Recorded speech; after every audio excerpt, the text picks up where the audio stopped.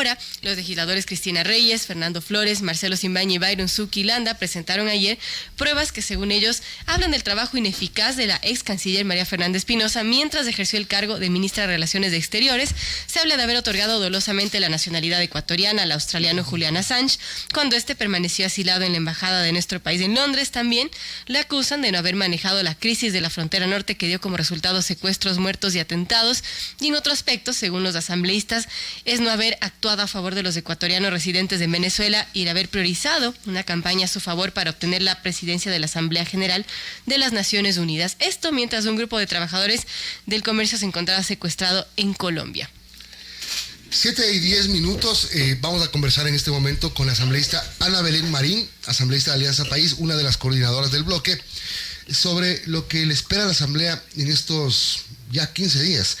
Tienen que elegir autoridades. Creo que lo único claro hasta el momento es que no tienen nada claro de qué va a pasar y quién va a reemplazar a Elizabeth Cabezas, que quizás sea lo único claro. Elizabeth Cabezas no tiene el apoyo suficiente para ser reelegida. Asambleísta, buenos días. Muy buenos días, estimado Milton, estimada quienes nos acompañan en este panel, muchas gracias por el espacio.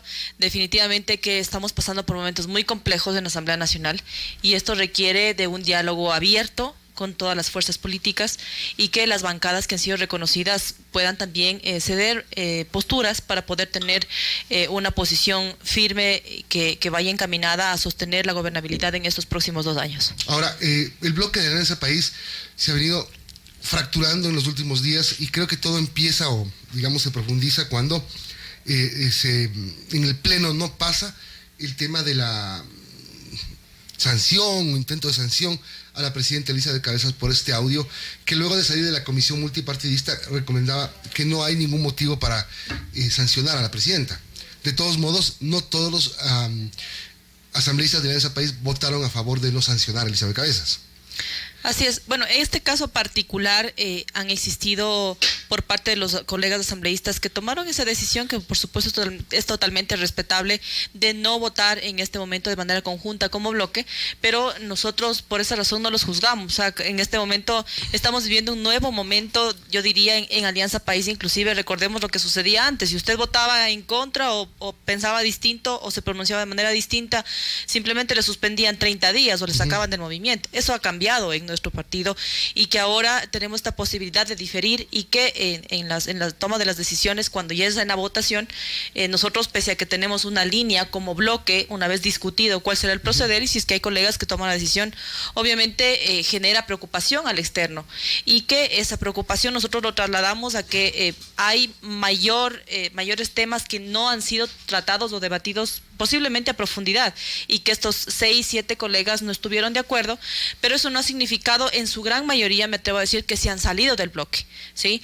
Yo he conversado con algunos de ellos y me dicen, mira, no es que nos hemos salido del bloque, es una decisión puntual en la cual nosotros no hemos estado de acuerdo y que simplemente lo que queríamos es que se profundice mayor el análisis de este caso en particular de la presidenta de la Asamblea. Es como que hay 3 grupos dentro de Alianza País: los morenistas, los correístas y ahora los serranistas.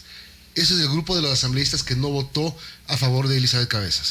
Mire, realmente por respeto a los colegas, como menciono, no voy a dar nombres, pero me he acercado con algunos colegas. Pero y el me dicen, número mira, sí son como 8. No, me dicen, mira, no es que nosotros somos serranistas, nos estamos separando del bloque. O sea, como menciono, hay un temas puntuales que hay que reconocerlo, que sí, que difieren de nosotros, pero lo que sí está absolutamente claro es que somos ya desde el quiebre, desde el caso de Jorge Glass, que existe correísmo y morenismo, son 2 tiendas totalmente distintas. Ajá. Porque en este momento las decisiones que se vienen tomando en la Asamblea, con desafiliaciones y todo, ¿no? Definitivamente. Ajá. Y eso incluye que quien tiene en este momento la primera fuerza política, siendo inclusive la primera en minorías, es Alianza País. Por lo tanto, el separarlos entre morenistas y correístas es fundamental, porque es respetable los asambleístas que decidieron salirse del movimiento y estar alineados a otra tienda política, es correcto, porque eso es democracia, pero sí es claro que se mencione que somos 2 movimientos en este momento políticos totalmente distintos, con una visión posiblemente diversa, y que la forma de trabajar al interno y al externo es distinta. Son las 7:15, conversamos con la asambleísta Ana Belén Marín, coordinadora de bloque de Alianza País. Asambleísta, en ese contexto lo que sí está claro, al menos al parecer, es que no va a haber un presidente del legislativo que sea morenista. Mire, yo considero que al respecto hay que eliminar esa teoría. Porque hasta cierto punto he escuchado y ya ha ido cambiando el discurso, que dice, no, queremos un presidente que sea menos morenista y menos correísta. Me parece que esa teoría tiene que irse cayendo de a poco. ¿Por qué le digo? ¿Por qué le digo?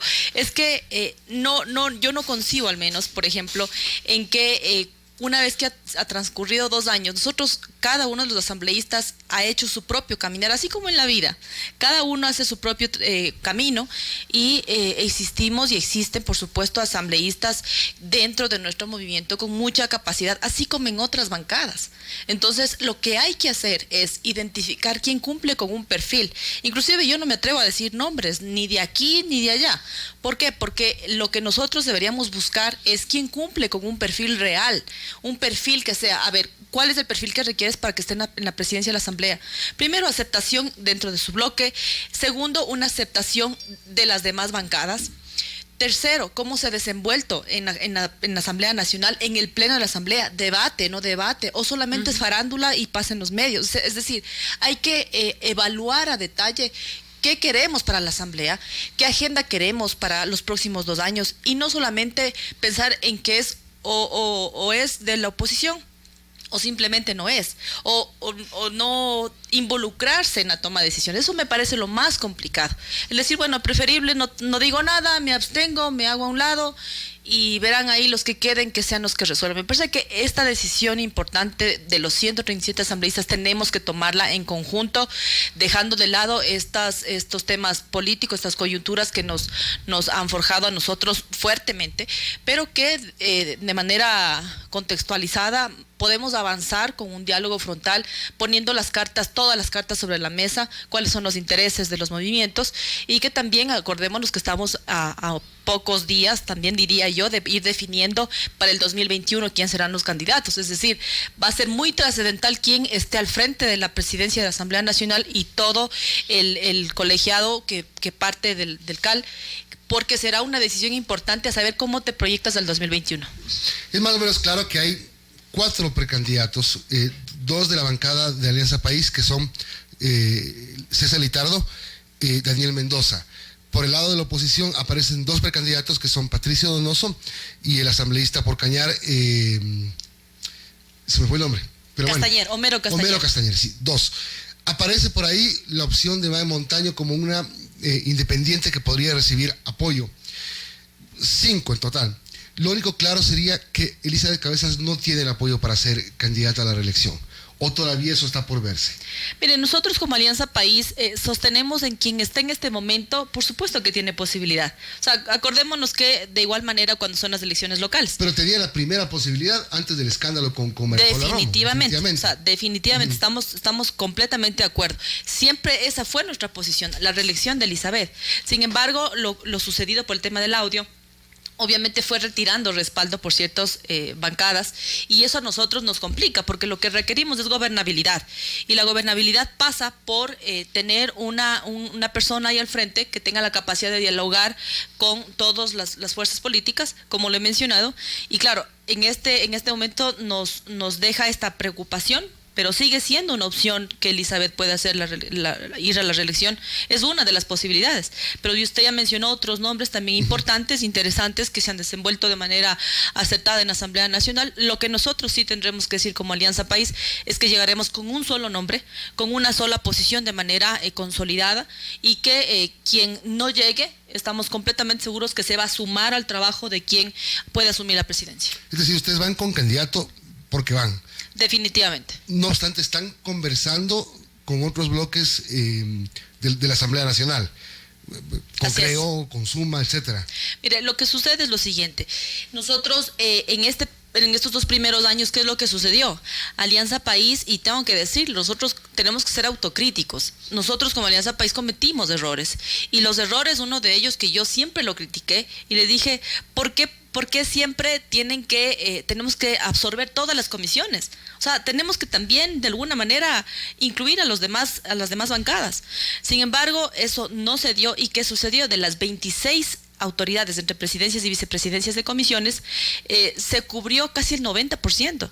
Y se quedó fuera las diferentes bancadas, solamente reflejado un asambleísta dentro del CAL, de los 7 legisladores que son parte del CAL, uno de Creo, uno de Social Cristiano, y los demás de Alianza País. Es decir, no fue una distribución equitativa. Ojo, no es un reparto. Eso es importante aclarar, porque en los medios de comunicación se dice, ahora están en el reparto, están repartiéndose los puestos. No. Pero fueron 12 años han sido, 12, no solo 10, 12, porque van 2 que parece que se han repartido. Pues, o sea, no solo que cooptaron, sino que captaron todas las comisiones y se repartieron.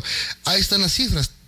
13 comisiones, presidencias y vicepresidencias, durante 12 años la mayoría de presidencias y vicepresidencias de Alianza País.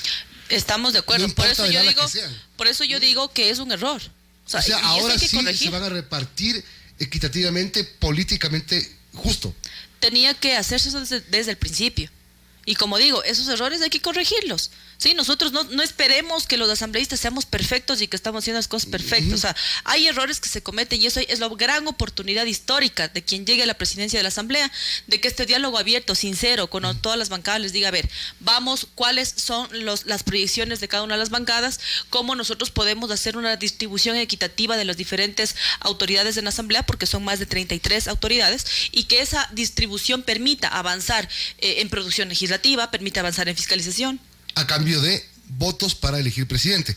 Porque si bien ustedes son la mayoría o la primera minoría, no sé, no tienen los 70 votos para elegir por sí solos al presidente. Definitivamente ninguna bancada tiene mayoría, y esto requiere de consensos, algo que no sucedía en el periodo anterior. En el periodo anterior era una mayoría absoluta que no requerías consenso con nadie, y simplemente llevaban las normativas a que se hagan las votaciones y listo, tenían todos los votos. Pero ahora, ¿qué están dispuestos a ceder ustedes como la primera fuerza política todavía sin ser mayoría?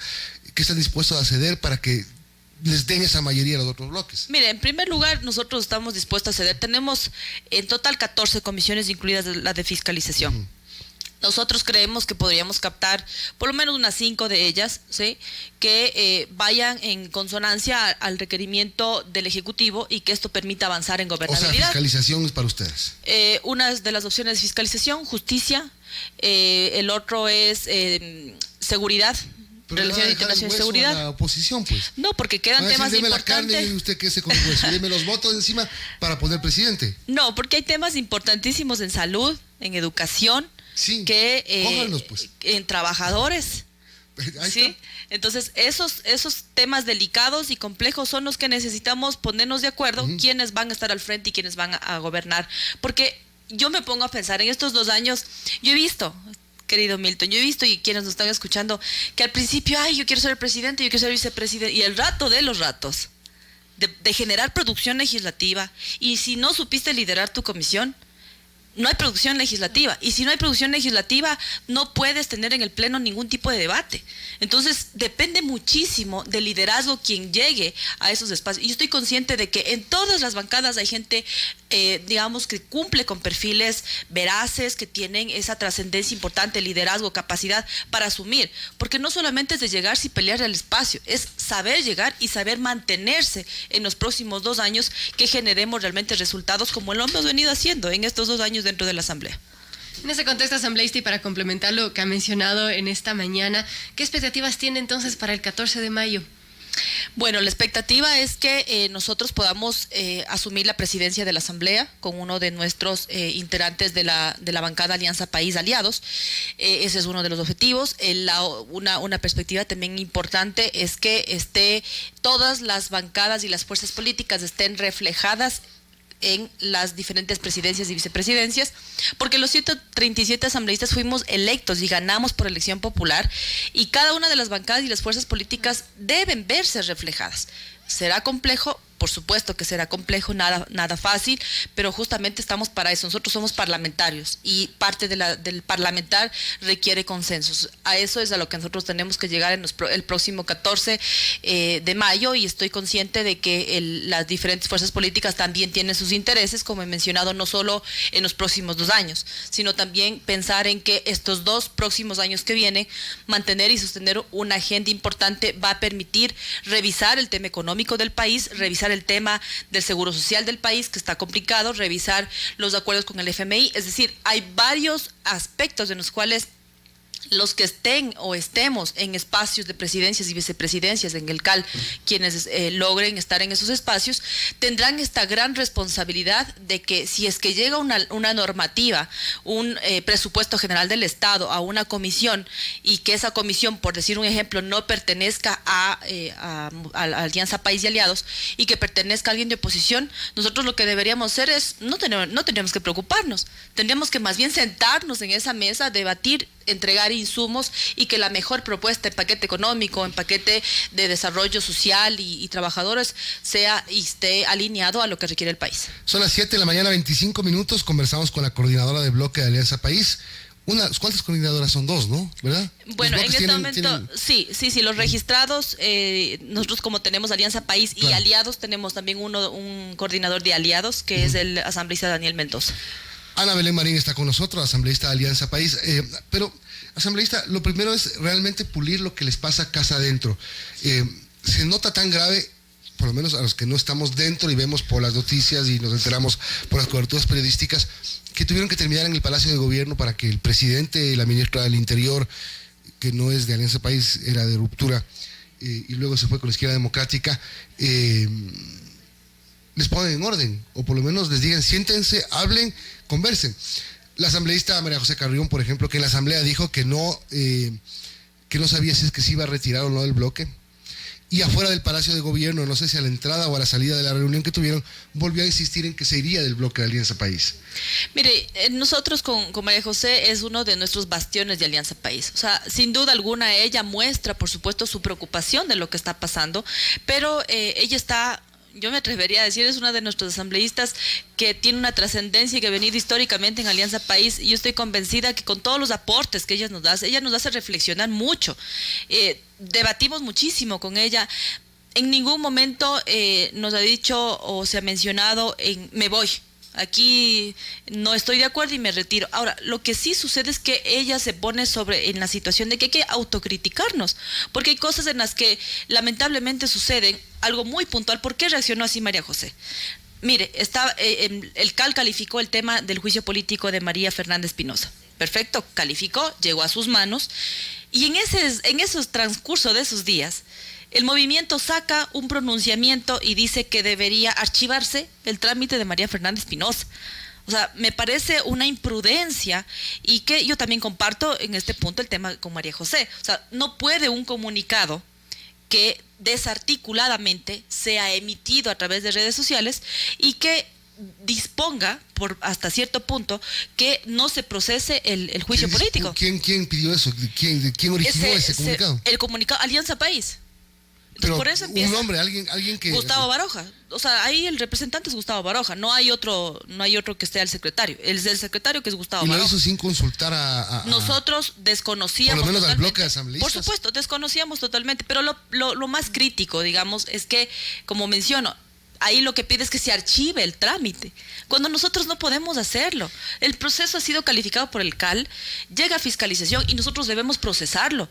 Tienen que entregar todas las pruebas de cargo y de descargo los asambleístas que son quienes están. Pero ¿no será que Baroja está cumpliendo con una, digamos, no sé, un deseo por lo menos del presidente Moreno? María Fernández Espinosa sabemos que ha sido muy afín y muy cercana al presidente Moreno. No creo que el presidente Moreno sea feliz de que en la asamblea enjuicien a María Fernández Espinosa, y peor de que le acusen de lo que le están acusando. Bueno, mire, yo al menos lo miro desde esta perspectiva.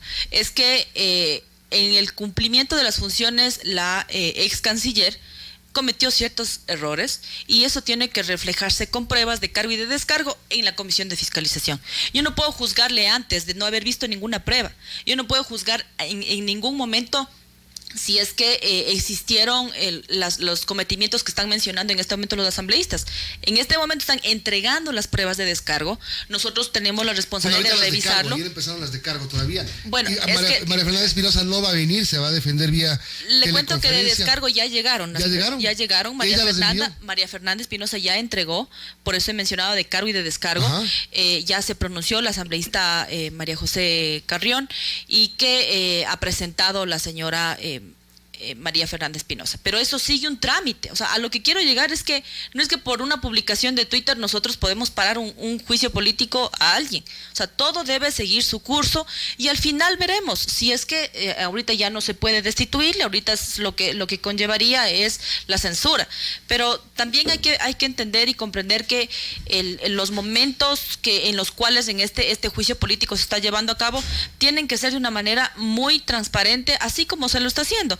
Los asambleístas quienes están a iniciar el juicio político son de la tienda política de Creo y también de Social Cristiano, y ellos tendrán la oportunidad de entregar todas las pruebas que sean necesarias para que, si es que es a través de videoconferencia, si es a través de presencial de la señora ex canciller, se pueda clarificar todos los temas que sean necesarios.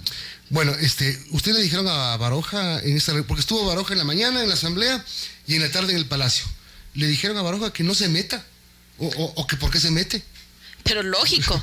Lógico. ¿Y qué les dijo? O sea, mire, nosotros tenemos una línea clara. Nuestra posición como bancada son decisiones en conexión directa con nuestro presidente del movimiento.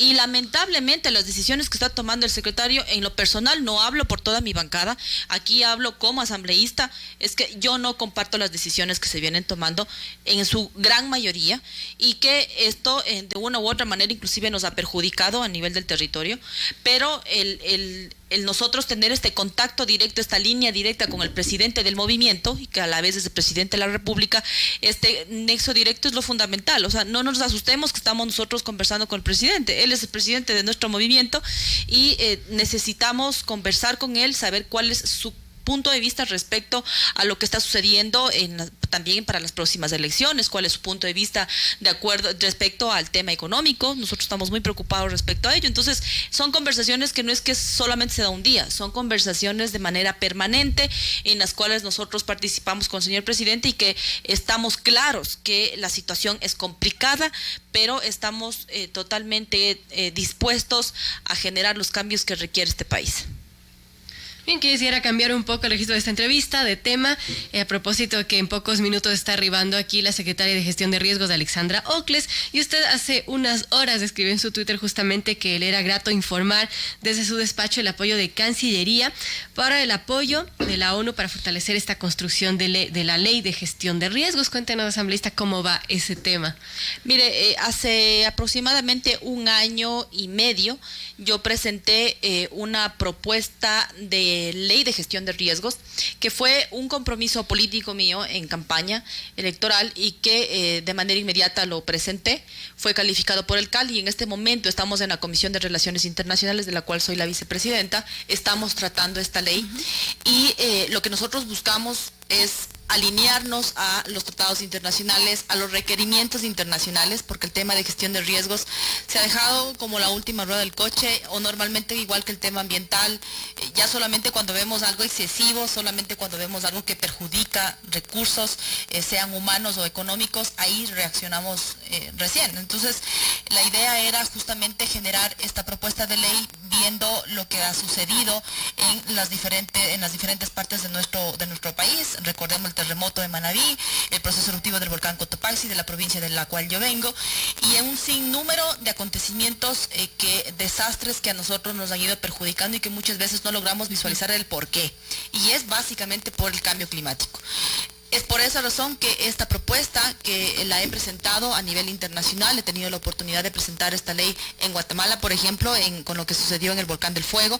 Me han pedido el Parlamento que les presente, he presentado esta propuesta de ley, están muy interesados, he presentado en el Parlaméricas, he presentado en el Parlatino, he presentado en Canadá, en México y en algunos países, y en estas visitas internacionales he tenido un acercamiento con las Naciones Unidas y ellos ya formalmente, como la carta usted lo puede evidenciar, nos dicen que después de haber transcurrido la gestión respectiva, cuento con el apoyo para que nos puedan facilitar expertos internacionales para fortalecer la construcción de la ley. Así que estamos muy contentos. Esto es para el país, esto es un objetivo para el país, el lograr tener un indicador de gestión de riesgos en los proyectos municipales, en los proyectos provinciales, porque son ellos quienes tienen la competencia fundamental. ¿En qué se basa este proyecto? ¿Cuál es la principal novedad o cambio que se incluiría en este proyecto?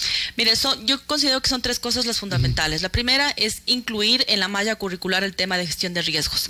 Que los niños ya sepan desde siempre entender y comprender los conceptos y las reacciones con una cultura preventiva. Eso es lo fundamental en gestión de riesgos y no reactiva. Empieza por la educación.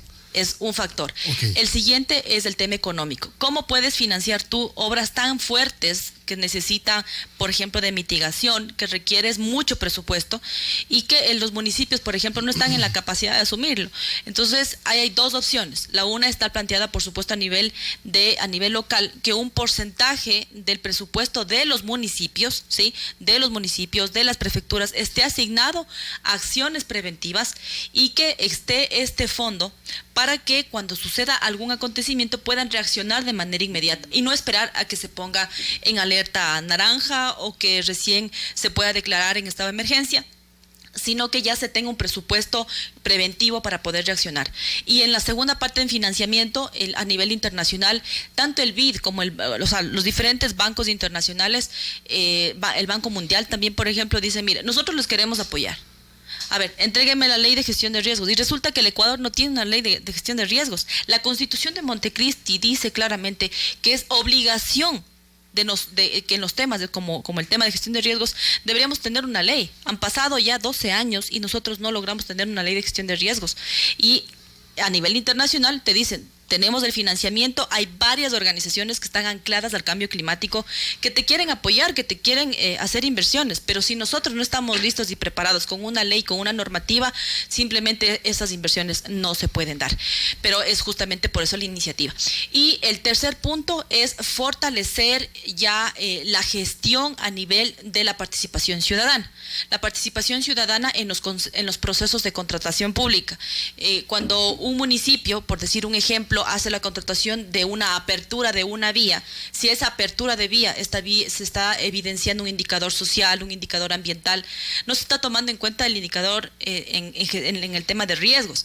¿Y qué significa eso? Que posiblemente los taludes no están hechos con inclinación adecuada, posiblemente que el tipo de suelo requiere de otro tipo de capa asfáltica y que eso tampoco se esté evidenciando por el tipo de suelo, variaciones topográficas también que son muy complejas en nuestra zona como es el Ecuador, y estos indicadores ir incluyendo en los procesos de contratación. Eso es algo que tampoco estaba y que lo incluyo en la ley para que sea obligación de los municipios velar por la seguridad de los ciudadanos. ¿Y esta ley está en qué etapa?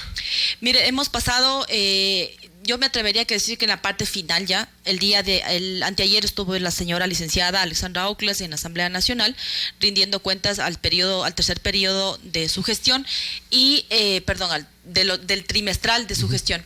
Y ella se ha comprometido que en los próximos 15 días vamos a hacer un taller en el cual vamos a analizar porque hay dos propuestas de la asambleísta Silvia Salgado, que entró hace más o menos un año, y mi propuesta. Entonces, lo que quiere la señora secretaria es que se puedan juntar todas las propuestas, más la propuesta de la Dirección de Servicios de Gestión de Riesgos, y todas las propuestas, analizarlas y evaluarlas a través de este taller. Una vez que culmine ese taller, tendremos ya casi listo, diría yo, una propuesta de ley para que sea discutida en la comisión y obtener el informe para el primer debate.